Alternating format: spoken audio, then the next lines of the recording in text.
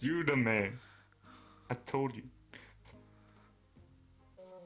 Okay, so it's me while editing this, and I just wanted to say this was not the first video I wanted to upload, but I also feel like I just needed to get it off my chest, as you'll soon hear me say once again. So I decided to put some footage of me playing Classic WoW in the background while I rant about video games and Ubisoft and Assassin's Creed. And I do have a short section where I talk about Blizzard, and we'll see what happens at this year's BlizzCon. But I was so let down in 2018 that it has clearly hurt me a lot, which is why I brought it up. So, this is me from the future, signing off. Okay, look, I don't know why I'm making this video, but I just need to get this out somehow. If you enjoyed this video, then feel free to leave a like, a thumbs up, or whatever. Comment down below if you disagree. I just really needed to make this video. So the state of video gaming has really gone down for me in the past few years. I remember a time where loot boxes were used cautiously, and even the communities had like a silent agreement of, well, as long as it's cosmetic only. I remember disagreeing with Jim Sterling when he was talking about companies using this as a gateway to eat the arm once we extended the hand. But unfortunately, at the way I see it, he was right. I even think he made a video commenting on the fact that he was right. He's been right. The state of video gaming is in shambles. It's weird because I had high hopes for a lot of gaming back in the day, but today I find myself being awfully pessimistic about the future. Why, one might ask? Well, when I look at game franchises like Assassin's Creed, I no longer see an epic saga about assassins versus Templars. I see a cash cow. A cash cow that Ubisoft is trying to milk to the death. When I look at the state of World of Warcraft, I no longer see a passion project influenced by the community, like it was way back in the day. I see it as yet another cash cow that the developers are putting in time and effort to make sure that you don't stop putting in time and effort to play the game. Blizzard Entertainment as a company has become so detached from their fans that they thought having a Diablo panel at BlizzCon in 2018, despite not having had any news about Diablo for a long time, would not gain attention about being about Diablo 2. So when they didn't bring news about Diablo 2 and instead brought a new game for the smartphones, it really showed to me how detached they have become. Like, not only did they bring a smartphone game out to a fan base that has been waiting for a fourth installment, they went and did it as a massive panel at a convention towards a predominantly PC gaming audience. If that does not tell you what this company has done, like how detached they have become, I don't even know what will at this point. So back to games like Assassin's Creed for a second, right? I find it straight up horrendous that a single player game has a shop. And in case you don't know about the Assassin's Creed franchise, well, good for you, I suppose, but yes, a single player game has a shop. And as far as I can tell, it's been happening since the Odyssey franchise. That's the last game in the installment. Now, one might ask, what can you buy in such a shop, since it's single player? So, I know that if it had been multiplayer, I would have assumed something like currencies that you can buy to then use on skins, or some kind of currency box to gain the in-game material faster or something like that, because multiplayers are about grinding for currencies nowadays, which is another conversation in and of itself. Now, In a single player game, I really don't know what you would have to use a shop for, because theoretically you should be able to get anything in the game as long as you play the game, right? Well, as it seems, you can buy skins for your single player character, yes. That means effectively DLC that you cannot get in any other way, just rebranded as an in-game shop item that you can spend a currency on that you have to buy through the store and you cannot get through the game. That in itself is a problem on its own, and I hate that.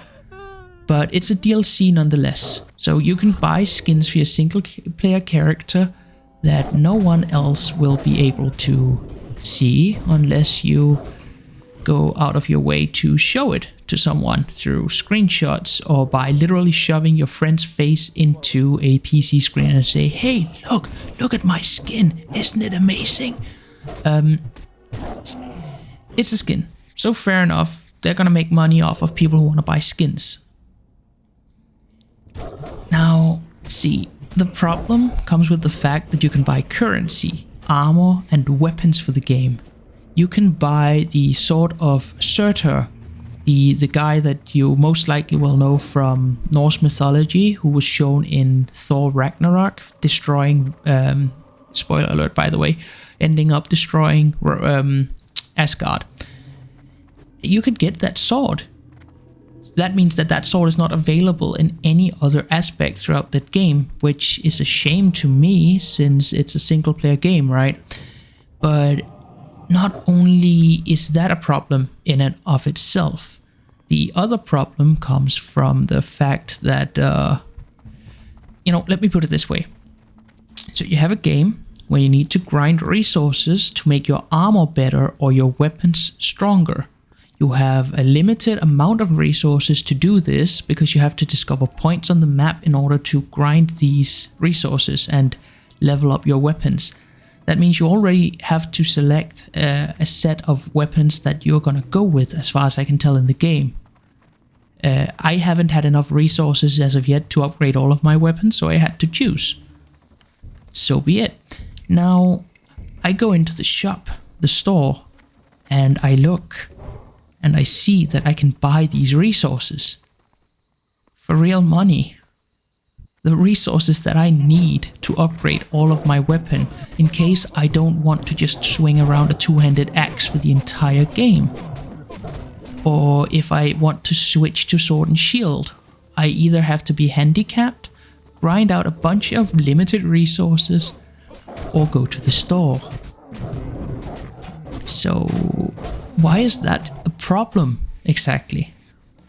I mean, feel free to tell me why you think that that isn't a problem in the comments down below. But for me, I want to know, what guarantee do I have as a player that the company did not force the developers to make the game more grindy in order to provide incentive to buy the packs?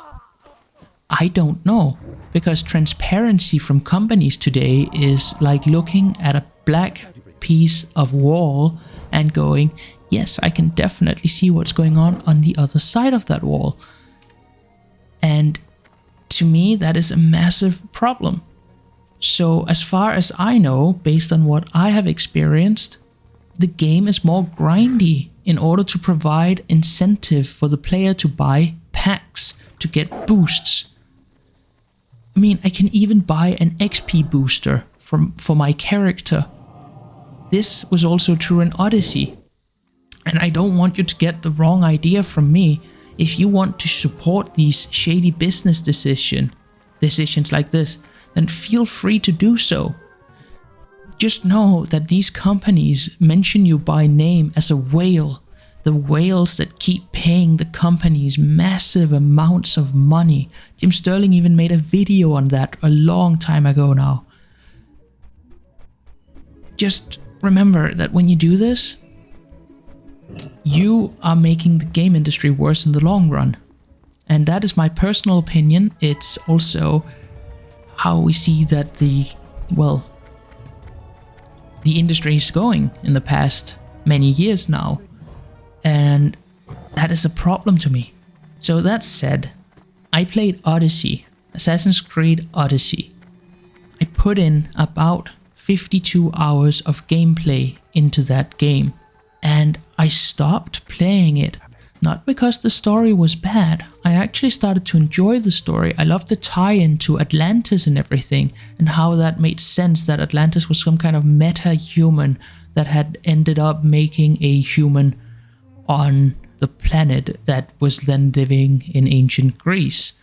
But I stopped playing because I had to actively seek out side quests in order to keep up with the main quests that increased in level requirement, even on the normal difficulty, to the point where they were red for me.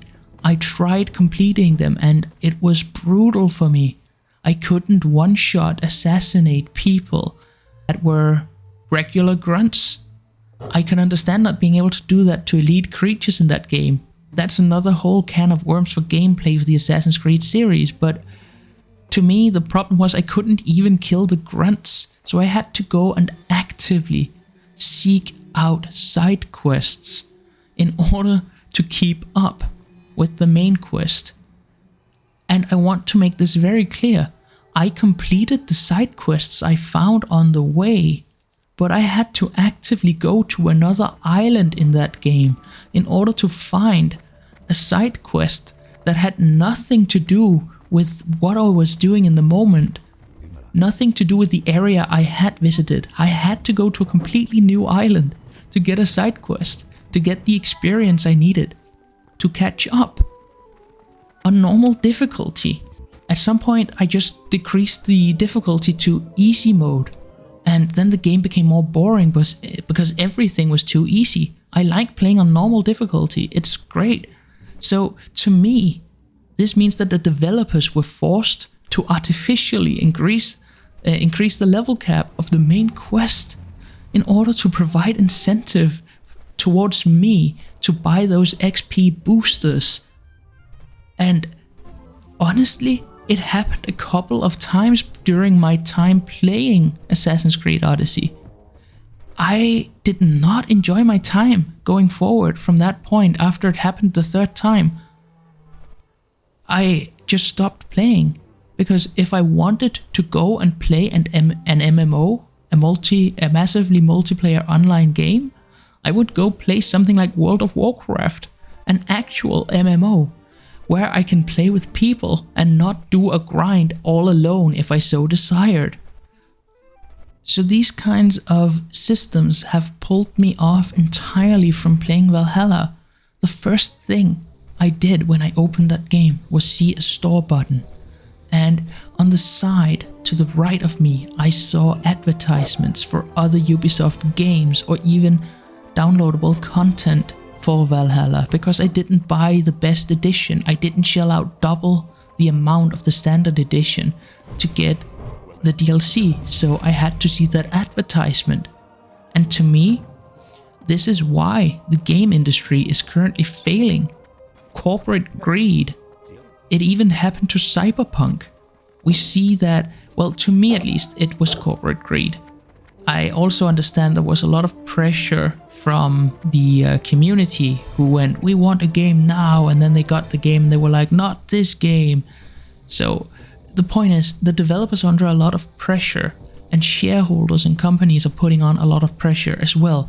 And we just keep buying all of that shit that they're trying to shell and feed us.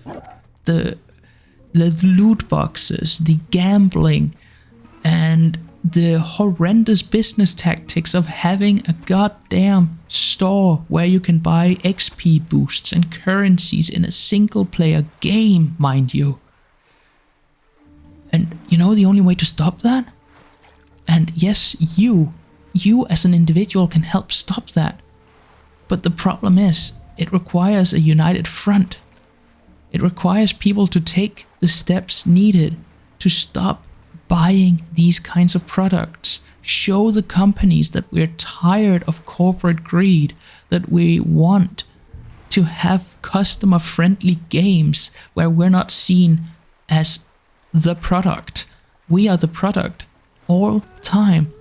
We used to have a lot of power when it came to games.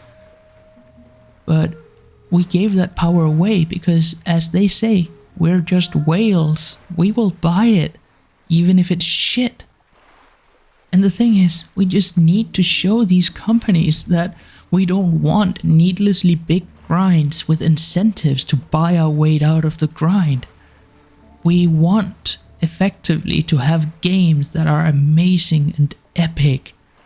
I remember a time when companies couldn't care less if people wanted to mod or cheat in their single-player games.